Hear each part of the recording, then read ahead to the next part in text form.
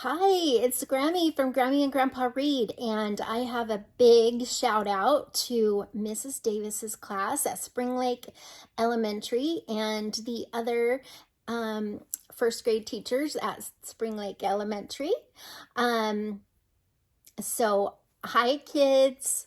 Thank you for watching Grammy and Grandpa Read, and today I have a book called The Girl of the Wish Garden.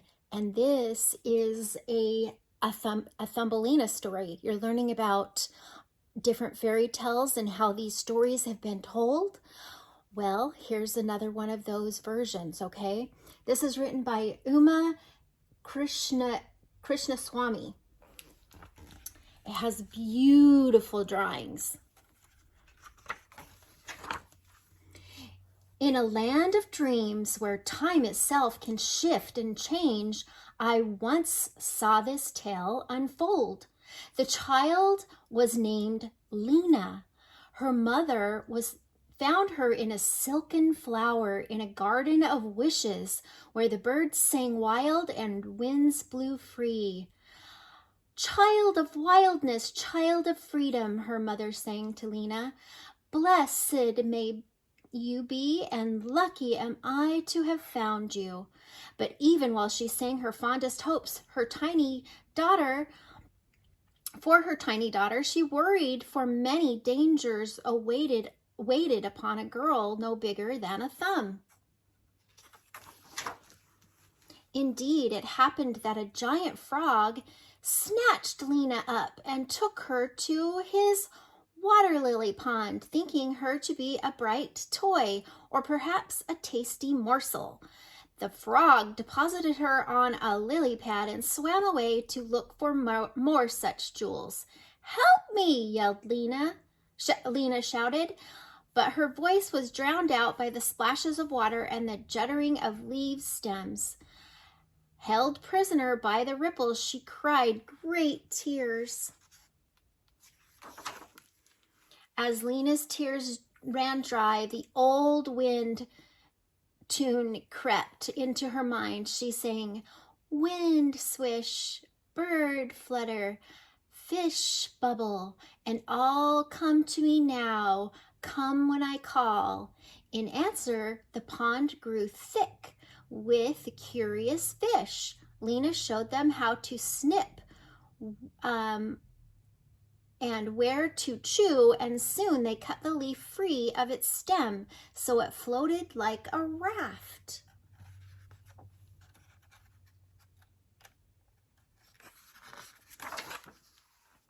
But oh, it drifted into the thicket of weeds, where the crazy bugs chattered and swarmed. Look, look, a two-legs. How funny it is. No feelers, no pincers. Get away, cried Lena, leave me alone. But still the crazy bugs clustered and thronged and chattered endlessly. It's a cranky, pushy two-legs. Wild creature, child of the winds. Wind's wildness, a tune came back to Lena.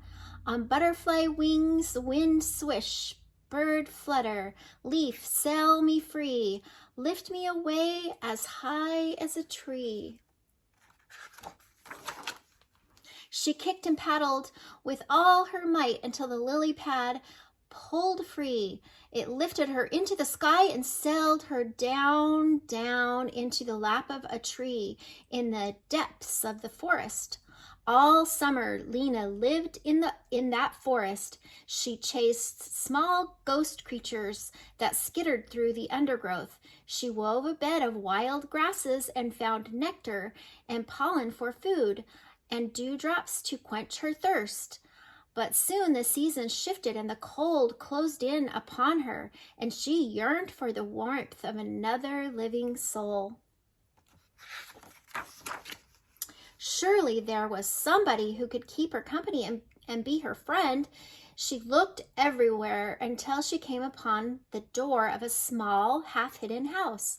A mouse answered her knock.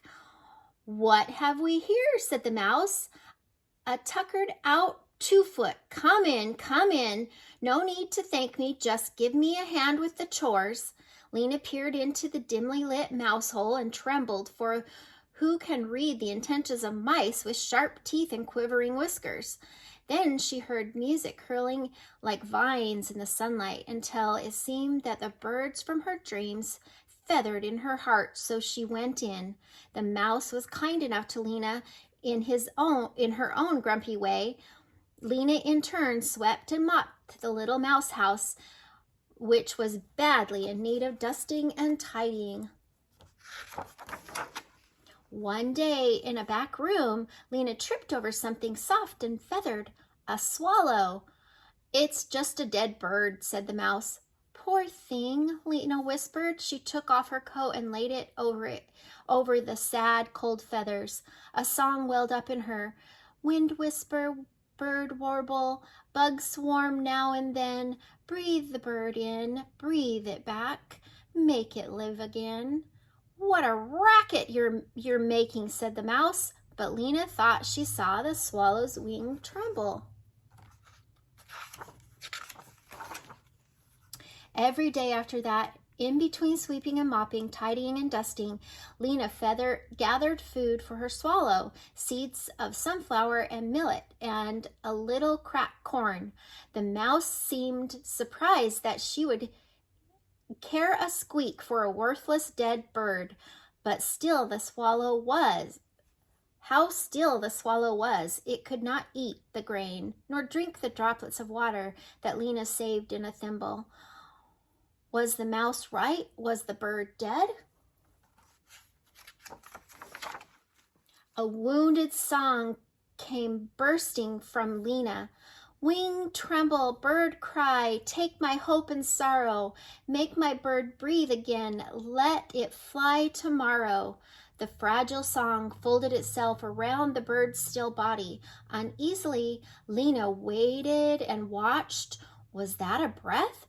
She dare not look. Slowly, surely, the swallow revived, ate a little grain, drank water from the thimble. Lena hugged her swallow friend.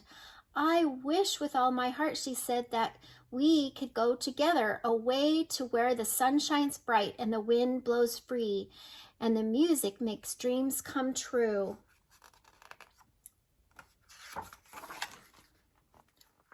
At once, music poured out from all around, earth's drums from beneath her feet, chimes of breezes and purl of stream and harmonies of stars. "I've been waiting for you," said the swallow. "Come with me to the land of dreams, to the garden of wishes, where stories are made by the folding of time." Lena rode away on the back of her swallow friend until they reached a warm land where the sun shone kindly, casting an image upon the surface of the rippling lake. "Mother!" cried Lena, and tried to run to her, but the reflection flickered like memory, and she ran instead into the map of her own life, spread out like a carpet, all of it, bird song and lonely fear, wind chime and mouse fret, and illuminations of what was yet to come. "Wait, listen," a surge of song, and the swallow was gone. Someone held a hand out to Lena, expecting nothing in return. In place of a mouse squeak was a fine, fierce whinny of a storm horse, spare as thought and clear as wishes are to dreamers. The two sang together, rode together. They flew high as glory, long and far, until they disappeared from sight, leaving only the breath of the living wind. That's the end. I hope you like this story. Please subscribe to our channel and tell Mrs. Davis hi for me.